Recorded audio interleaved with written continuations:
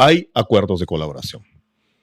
Si se está criticando el acuerdo con Odebrecht y se está criticando esta ley, pues entonces que se inicie una discusión sobre los otros acuerdos que han logrado. Si se está criticando por qué tan mísera reparación civil calculada bajo la ley 3737, entonces también vamos a revisar las reparaciones civiles establecidas bajo el parámetro de esta misma ley. El cálculo de la reparación civil no es un tema subjetivo que se le antoja al procurador y dice, oh, yo creo que es esto. No, el procurador se basa en informes de la Contraloría, pero también sobre todo se basa, mejor dicho, en un cálculo matemático, en una fórmula matemática que establece el MEF. Uno de nuestros grandes problemas es que no nos gusta saber en dónde, qué hicimos y en dónde estamos parados. O sea, no nos gusta la memoria.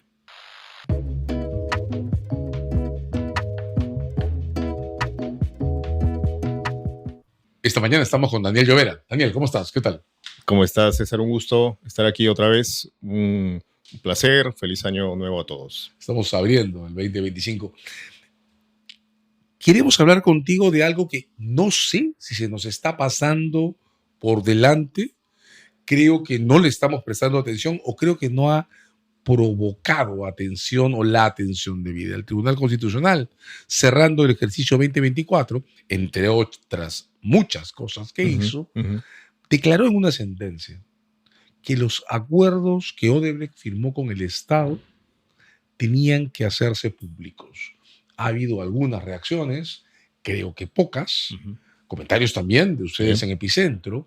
Creo que compartirás esto, y Daniel, que hay muchísimas cosas en el acuerdo que se van a discutir siempre. Los acuerdos de colaboración eficaz, hasta por definición, ¿no? Claro, es el Estado pactando con una empresa que ha cometido crímenes. Ahí nomás ya se abre una gama de debates muy fuerte. Pero temo que en el regreso al acuerdo, este volver a poner sobre la mesa, estamos desenganchándonos de lo que significó en el momento en el que se le celebró. ¿Cómo podríamos lograr ese equilibrio que buscas, esa posibilidad de discutir esta evaluación, este punto de quiebre? ¿Qué hemos avanzado? ¿Qué nos falta? ¿Qué hemos hecho mal? Que también hay que decirlo, en esos 8 años, de modo que esto se convierta en un momento para reforzar la opinión pública informada. Aquí apenas han pasado 7 años y debería ser tiempo suficiente para abrir esta discusión, como el caso Odebrecht y los otros casos también que acompañaron el caso Odebrecht. El caso Lavajato en general y Club de la Construcción. Entonces, y lograr establecer algunas líneas de discusión, porque a lo que iba, me desvío un poco. Uno de nuestros grandes problemas es que no nos gusta saber en dónde, qué hicimos y en dónde estamos parados. O sea, no nos gusta la memoria. Esa es la verdad. Y eso es terrible. No nos gusta tener memoria y eso es un tema. La memoria no solamente funciona para temas de derechos humanos, funciona para temas de corrupción. Por eso es que a mucha gente no le gusta el libro Historia de la corrupción en el Perú de Quirós. Tú sabes, hay una paradoja enorme en esto. Casi todos los países que han atravesado por ciclos de violencia como el nuestro han tenido problemas para cerrar las heridas impuestas por la muerte, las desapariciones, las torturas, o las han arrastrado por muchos años. Normalmente la velocidad para ponerse de acuerdo, por lo menos en el discurso político explícito sobre cuestiones de corrupción, es mayor. Te pongo un ejemplo clásico. Francia nunca pudo cerrar del todo las heridas de la Comuna de París o de la guerra de independencia de Argelia, pero modificaron la Constitución para habilitar los procesos contra presidente de la República, mandatarios por corrupción. En teoría, por corrupción sí funciona. ¿A dónde llegamos si en nuestro caso ni siquiera podemos abrir un espacio moderado para evaluar los 8 años de los casos Odebrecht? Claro, porque aquí son los corruptos de allá y los corruptos de acá, y los de allá son más corruptos que los de acá. Y solamente, o en todo caso, los de allá sí son corruptos y los míos no son corruptos. Nuestros corruptos, no, corruptos. Exacto. Tu rata, nuestras ratas, qué sé yo, como querramos llamarlo. Pero entonces, esto, ¿no? Esto es parte de este drama que tenemos de no reconocer de no querer recordar. Y en el no querer recordar también está taponeada la información, la data pasada sobre los hechos malos que hicieron nuestros políticos, nuestros dirigentes y nuestros gobernantes, o sea, los hechos de corrupción, los abusos, lo que hicieron con el dinero. Por eso es que hay todavía muchos adeptos y muchos admiradores de Fujimori, ¿no? Entonces, ese es un gran problema. Y por eso te digo que no soy tan entusiasta, ¿no? Tan entusiasta, porque en los medios de comunicación se ha tomado posición, no está mal, pero además ya se ha asumido, ya se ha normalizado el ataque personal a quien se critica. Mira, yo durante los años de investigación, cuando trabajábamos en Cuarto Poder del caso Lava Jato, publiqué, por ejemplo, publiqué como 10 u 11 reportajes sobre el caso Westfield. Nosotros pusimos en agenda el caso Westfield y descubrimos cosas importantes. Pero jamás se me hubiera ocurrido decirle corrupto, miserable, sinvergüenza, qué sé yo. Adjetivar investigación, dijeran además sobre quien estuvo en la presidencia de la República. Así es, en ese momento. No se me hubiera ocurrido adjetivar a Kuczynski. O sea, no necesitas, con la información potente que tienes, no necesitas adjetivar, porque allí arruinas todo, pues, toda posibilidad de que tu información sea válida, ¿no? Entonces, no se me hubiera ocurrido. Igual, investigué mucho el caso, y yo no esperaba información de la Fiscalía para hacer mis investigaciones, ¿no? Entre paréntesis lo digo, ¿no? Nosotros no fuimos necesariamente receptores de las primicias de la Fiscalía. O sea, por si acaso, para empezar, nosotros ni somos defensores de la Fiscalía, ni la Procuraduría, ni de nada. Nosotros hacíamos nuestras propias investigaciones. Otra investigación propia. El caso de transporte de Don Reina, que también lo investigó IDL Reporteros y lo investigó muy bien. Nosotros publicamos los contratos de Odebrecht con transporte de Don Reina. Nosotros ubicamos el almacén escondido en donde estaba Odebrecht. caso que comprometía la empresa de Luis Navaguiber, así es. A mí jamás se me hubiera ocurrido insultar al señor Luis Navaguiber y decirle miserable, qué sé yo, cualquier tontería. O sea, todo lo contrario. Si nos está pasando algo de largo, porque esto no parece haberse convertido, si es que no lo ha hecho, en una noticia que marque agenda. ¿Dónde está este evento en el mapa de las noticias que deberíamos seguir o entender?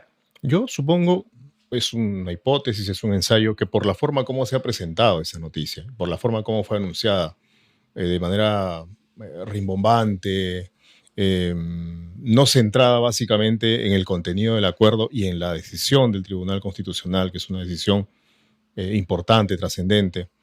Es decir, fue anunciado no como una noticia que le iba a dar, que iba a servir de oportunidad para darle tratamiento a temas de fondo, corrupción, qué sé yo, la figura misma del acuerdo, si ha servido o no ha servido 6 años después de su firma, y en el caso de la decisión del tribunal, qué tipo de decisión está tomando el tribunal respecto del derecho, del acceso a la información, de lo que tiene que ser reservado y que no. Más esto se convirtió básicamente en noticia en un canal específico a partir del calificativo, de la adjetivación, y entonces supongo que eso le quita relieve a sectores que sí están interesados en discutir sobre el asunto, porque esta es la decisión del tribunal es importante. El objetivo que se plantearon quienes presentaron la demanda de habeas data, que es Philip Butters y el abogado, no recuerdo, Wilber Medina, tuvo éxito en el Tribunal Constitucional, y a partir de allí debió generarse un debate como realmente debe ser un debate.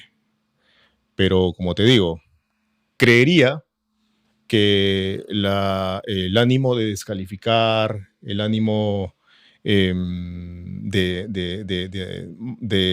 la adjetivación, por la adjetivación, ganó más y por eso es que esto ha pasado un poco por esa vía, como tú dices, de la, no diría yo de la intrascendencia, pero sí de una noticia de segundo plano.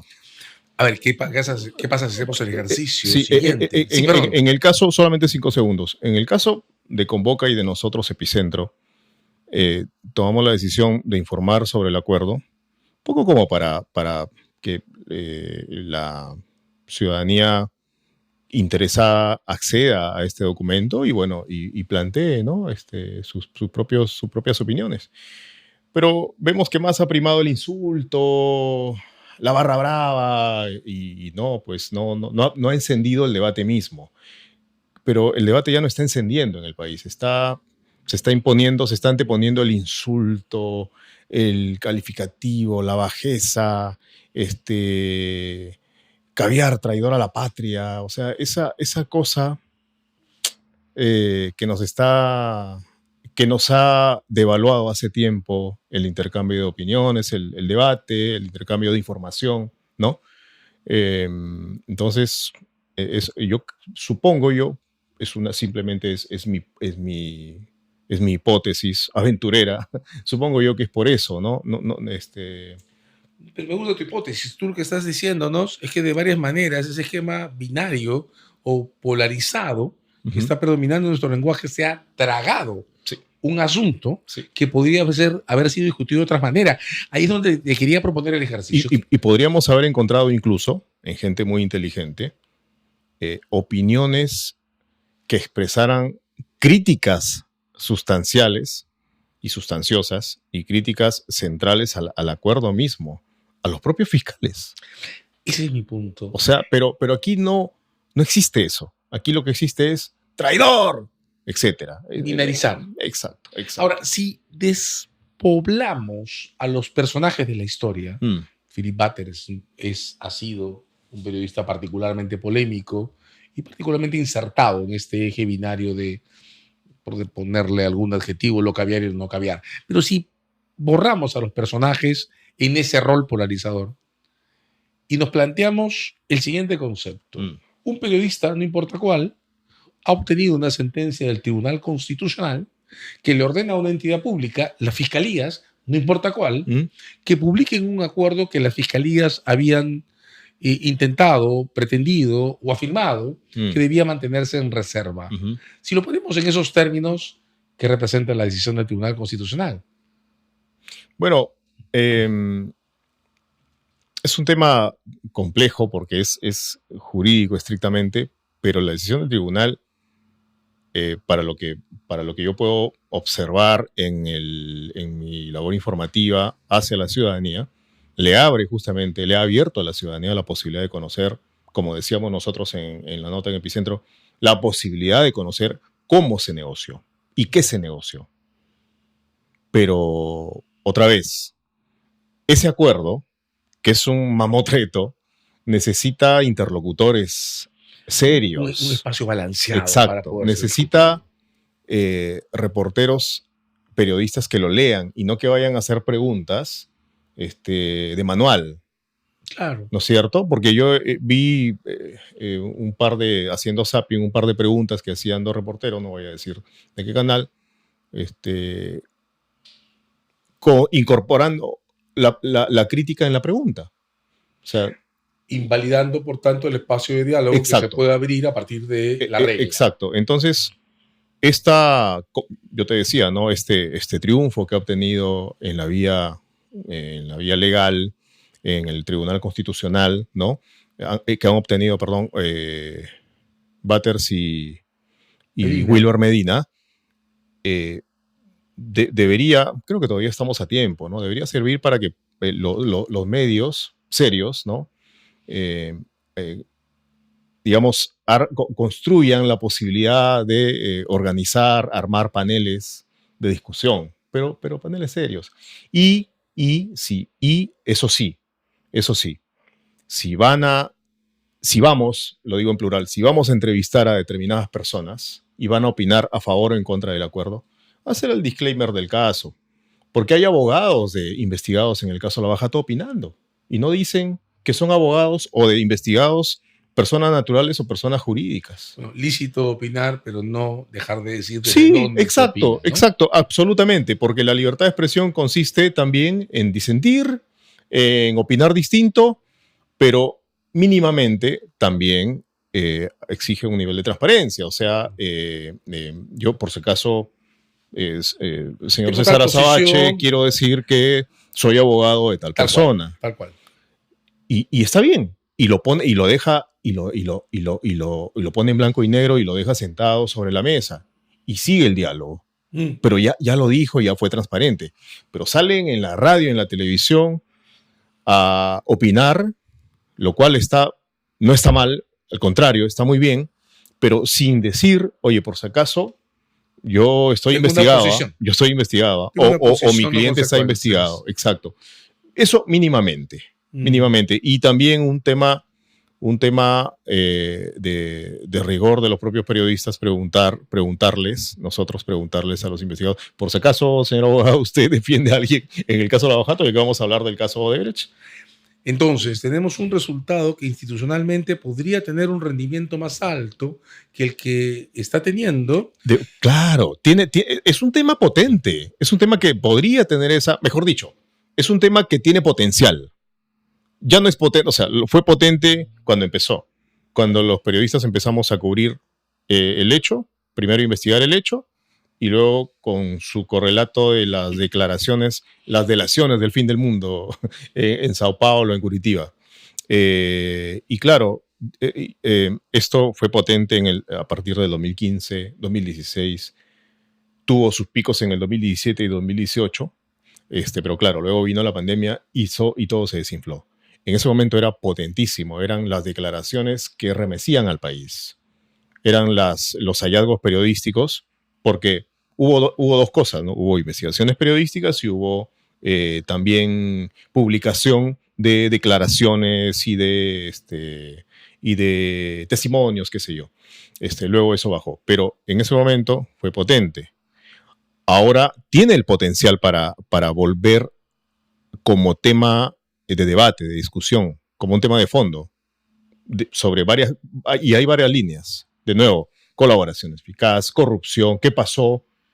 ¿Qué ha pasado con las investigaciones? Hasta el momento hay 2 sentencias condenatorias. Explicar por qué solamente hay 2 sentencias condenatorias a 8 años o 7 años después del inicio del estallido del caso Lavajato. Explicar eso, ¿no? Y cómo van los otros casos, por qué se demoran tanto. Es una segunda línea. Entonces tú, además de encontrar que esto deberíamos discutirlo fuera del eje polarizado, binario, cargado de insultos. Es que un tema tan complejo no cabe en la cancha de fútbol de fútbol macho. Exacto, en una ¿Ya? cancha de Sí, fulbito sí. llena de agujeros. Sí. Pero además de eso, lo que nos estás diciendo es que podríamos aprovechar la sentencia para hacer un corte de gestión y ver dónde estamos. Así es. ¿Por qué? ¿Y dónde crees que estamos? Mira, a ver, menciono algunos datos que sé por mi propio trabajo, ¿no? Porque esto es un acuerdo entre otros, logrado bajo el marco de esta famosa ley 30737, ¿no es cierto? Dada bajo el gobierno de Pedro Pablo Kuczynski y el premierato de Mercedes Arauz. Y una ley aprobada por el Congreso de la República bajo la presidencia de Luis Galarreta, ¿no? Con votos mayoritarios, que se logró con votos mayoritarios de la bancada, esa bancada fuerte que tuvo el fujimorismo, Fuerza Popular. Ese es el combo que aprobó esta ley bajo la cual se aprueba este acuerdo de colaboración eficaz. Ese acuerdo de colaboración, bajo esa ley se han aprobado otros 4 acuerdos más. O sea, hay 5 acuerdos de colaboración eficaz bajo esa ley. Con ICSA, con Graña y Montero, con Obrainsa, y no recuerdo las otras. Sí, exacto. Entonces, hay acuerdos de colaboración. Si se está criticando el acuerdo con Odebrecht y se está criticando esta ley, pues entonces que se inicie una discusión sobre los otros acuerdos que han logrado. Si se está criticando por qué tan mísera reparación civil calculada bajo la ley 3737, entonces también vamos a revisar las reparaciones civiles establecidas bajo el parámetro de esta misma ley en los otros casos que he mencionado. O sea, en eso estamos. ¿Cuántas condenas hay? Dos. Vienen otras condenas, sí, están en pleno juicio. ¿Y cuántas condenas hay en camino? Entonces ahí nos preguntamos, pero ¿ha servido? Y válidamente nos podemos preguntar, oye, pero ¿está sirviendo o no está sirviendo todo el esfuerzo, todo el despliegue en Brasil, etcétera, etcétera? Pero el primer tema que has marcado es fuerte. Las reglas de los convenios, si vamos a volver a discutir la cuestión Odebrecht, para hacer este corte se definieron en el Congreso del periodo 16-19. Así es. Y eso debería formar parte de la base de referencia para discutir qué cosa decidimos hacer. Mínimamente. Luego, porque tranquilamente podrían preguntarles a los... No estamos diciendo... investiguen, conformen una comisión investigadora para saber por qué firmaron la ley 3737. No estoy diciendo eso, por si acaso. Eso es ridículo. Simplemente una evaluación política, académica y bien informada, ¿no? ¿No sientes que en todo ese tiempo estamos empezando a perder de vista cuál fue el fundamento y las condiciones que estaban vigentes en el momento original? Hay que recordar, los acuerdos, o mejor digo, las delaciones de Odebrecht comenzaron en los Estados Unidos en diciembre del 16. Está todo este ciclo que tú acabas de citar, 16 al 19, en el que se configura el sistema, se organizan los primeros casos y el entorno institucional era este que has citado, el del Congreso de mayoría fujimorista. ¿No estamos perdiendo eso de vista? ¿No? Sí, a lo largo lo estamos perdiendo de vista. Lo estamos perdiendo de vista. Porque hubo una comisión, mejor dicho, hubo una evaluación de este proyecto. Es un proyecto que llegó desde el Ejecutivo para la aprobación en el Congreso. Pero yo recuerdo muy bien que el Congreso le hizo modificaciones, le hizo, digamos, mejoras, lo amplió, lo enriqueció. Y esto se vio en la Comisión de Justicia y de Economía, si no me equivoco, del Congreso, economía porque tenía que ver con pagos de reparación civil, etcétera, porque además la fórmula para el cálculo de la reparación civil, el cálculo de la reparación civil no es un tema subjetivo que se le antoja al procurador y dice, oh, yo creo que es esto. No, el procurador se basa en informes de la Contraloría, pero también sobre todo se basa, mejor dicho, en un cálculo matemático, en una fórmula matemática que establece el MEF, el Ministerio de Economía y Finanzas, en el reglamento de la ley 3737. Y cuando este acuerdo, este proyecto de acuerdo, va al Poder Judicial, la jueza, Álvarez creo que apellida, no recuerdo bien su nombre, pero bueno, la jueza que lo aprueba, después de 15, entre 15 y 17 audiencias, de todo un día, no de horas, de una hora, de 2 horas, no, de todo un día, mañana y tarde, con el auxilio, la propia jueza, de sus propios matemáticos. Los propios matemáticos de la jueza evalúan lo que habían hecho los matemáticos de la Procuraduría y del MEF. Y dicen, sí, ok. Calza. Sí. Y la jueza dijo, ok. Entonces esta parte también, ok. O sea, te das cuenta, la jueza ha tenido una responsabilidad enorme. Si este acuerdo es ilegal, como dicen algunos, entonces la jueza realizó un acto ilegal. A tomar nota, ¿no?